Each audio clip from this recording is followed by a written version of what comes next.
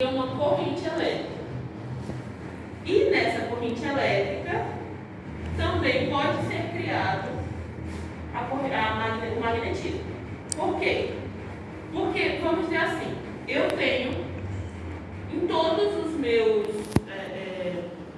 substâncias magnéticas, como vocês já ouviram na explicação do professor Adler, tem o polo norte e o polo sul. Certo? O polo norte e o polo sul.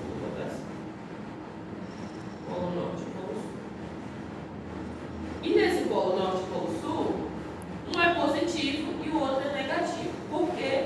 Porque eles disseram que era assim. O que é o polo negativo? O polo negativo é o polo sul. Não, tanto faz. O polo negativo é o polo que vai receber os elétrons. E o polo positivo é o que está perdendo esses elétrons. O que isso quer dizer? Porque no magnetismo existe uma coisa chamada campo magnético. O campo magnético, eu vou fazer uma representação do campo magnético, que são as chamadas linhas de força. É uma representação do campo magnético. Aí vem mais para cá, mais para cá. Certo? E o sentido desse movimento é assim: do polo positivo para o polo negativo. O que quer dizer? Que os elétrons eles estão saindo desse lado e indo para esse lado, só que por fora do meu ímã, certo? Então, isso é o que acontece nos objetos magnéticos. Isso é o que acontece nos objetos magnéticos. E aí, por isso que eu disse que tinha relação com a eletricidade. Eu pergunto, o polo norte vai dar os elétrons, Não, o polo positivo vai perder, e o polo negativo vai receber. Então, mas o polo não vai não dar, não? É porque você usou polo norte e polo sul. Vai depender da forma que o ímã está sendo utilizado. Porque às vezes o polo norte pode ser positivo ou pode ser negativo, dependendo do que foi estabelecido pelo fabricante. Entendeu? Aí, isso, gente, em materiais magnéticos, materiais que são ímãs, o que acontece? Cada partezinha desse ímã, ele tem um polo norte e um polo sul. Certo? Ele tem um polo norte e um polo sul. Eu tenho um ímã completo e eu quebro ele no meio. A partir do momento que eu quebro ele no meio, ele vai ter um polo norte e um polo sul. E assim sucessivamente. Então o ímã sempre vai ter o polo norte e o polo sul. Isso. Só que por exemplo, é um polo negativo e um positivo. Isso. O negativo vai ser o que está ganhando elétrons e o positivo é o que está perdendo elétrons. Exatamente. Agora entendi. Exatamente. E aí, a gente vai para uma lei que é muito utilizada assim, muito falada assim, não no sentido físico, que diz que os opostos se atraem. A gente ouve muito isso em questão romântica, que os opostos se atraem. Mas isso serve principalmente para o magnetismo. Polos opostos se atraem. O que é um polo oposto? Quando um polo é positivo e o outro é negativo. Então, quando eles são diferentes, eles se atraem. Polo norte com polo sul, né? Isso. Polo positivo com polo negativo. Tia, eu acho que também isso aí. Quando eles são iguais, eles se afastam. Tia, eu pergunto. Oi. Mas se dividir, calma, se dividir o ímã. O ímã. Esse vai ter sempre polo sul? Sempre polo norte e polo sul. Você tem um ímã desse tamanho. Aí tem polo norte e polo sul. Aí você divide ele no meio. Aí vai ficar polo norte e polo sul, polo norte e polo sul. Ok. Entendeu? Vai ser sempre assim. Posso fazer uma pergunta aqui fora do contexto? Pergunte. Aqui no primeiro ano do quarto, tem quantos alunos? Não. É isso. Basicamente é isso. De magnetismo. O que vocês precisam saber é isso. Eu falei sobre... Deixa eu ver aqui.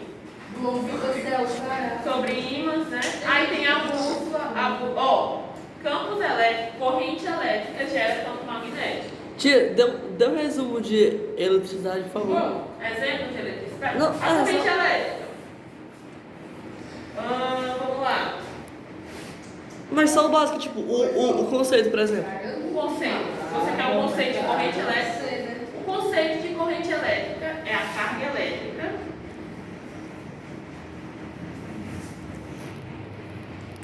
Mas eu acho que o básico que vai cair na prova, por exemplo, energia nuclear, energia.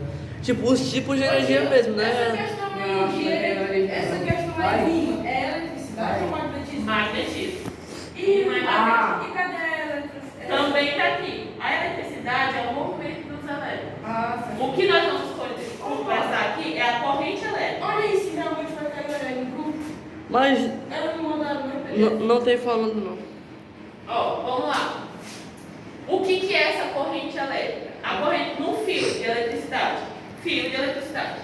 Tem um fio de eletricidade. Fechou. Nesse fio, os elétrons eles estão numa direção só, passeando aí, né, dentro desse fio. O que acontece? O que é essa corrente elétrica? Esse izinho que eu quero descobrir. É o quanto de carga elétrica passa por esse lugarzinho aqui em um determinado tempo. Então isso vai definir a minha corrente elétrica, que é o tanto de elétrons, mas não é bem elétrico, é o tanto de carga elétrica Hoje que tem- passa no espacinho durante um tempo. Diga. Nada não. Não? Pois é. Então, esse vai ser o cálculo. E aí, a carga elétrica, ela é dada em Coulomb.